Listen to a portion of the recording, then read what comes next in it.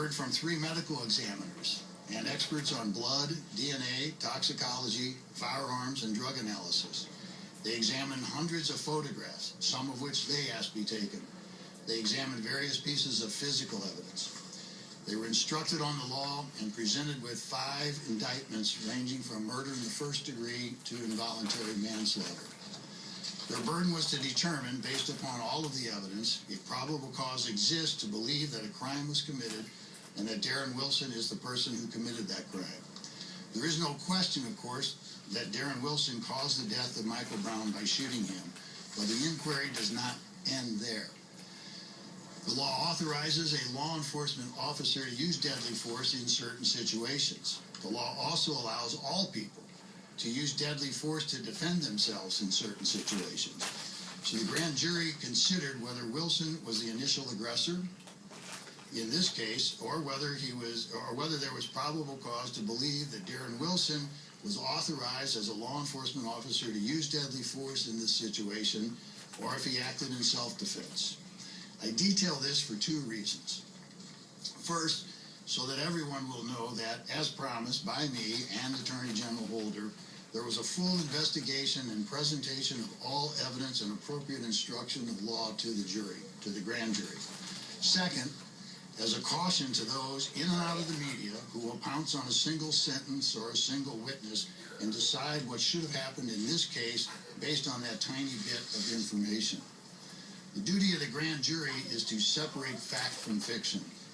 After a full and impartial and critical examination of all the evidence in the law, and decide if that evidence supported the filing of any criminal charges against Darren Wilson. They accepted and completed this monumental responsibility in a conscientious and expeditious manner. It is important to note here, and say again, that they are the only people who have heard and examined every witness and every piece of evidence. They discussed and debated the evidence among themselves before arriving at their collective decision. After their exhaustive review of the evidence, the grand jury deliberated over 2 days, making their final decision.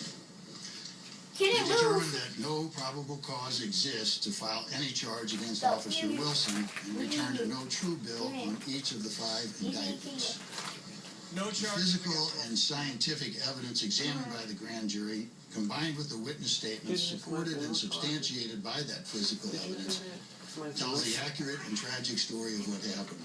A very general synopsis of the testimony and the physical evidence presented to the grand jury follows. Please note that, as I have promised, the evidence presented to the grand jury, with some exceptions, and the testimony of the witnesses called to the grand jury will be released at the conclusion of this statement.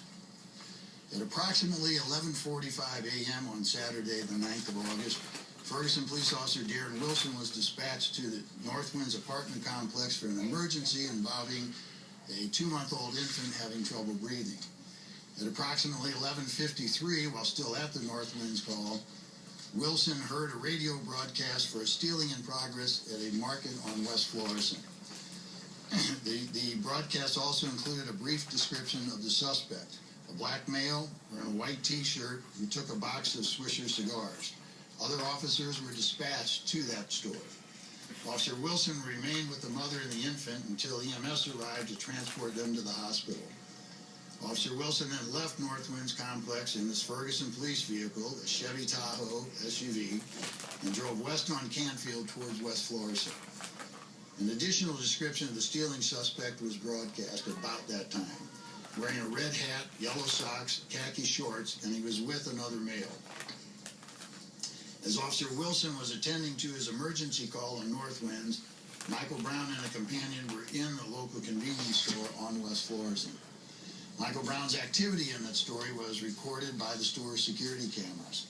The video, often played following its release in August by the Ferguson Police Department, shows Michael Brown grabbing a handful of cigarillos and heading toward the exit without paying.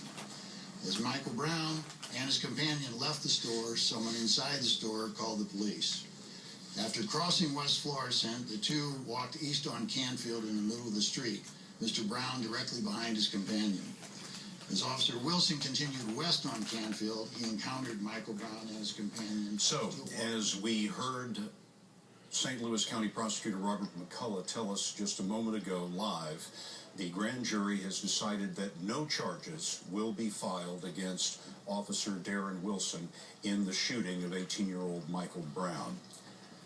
This is a live picture of the crowd outside the courthouse, and we have Mark Strassman there in Clayton, Missouri. Mark, what's the reaction been so far to this breaking news?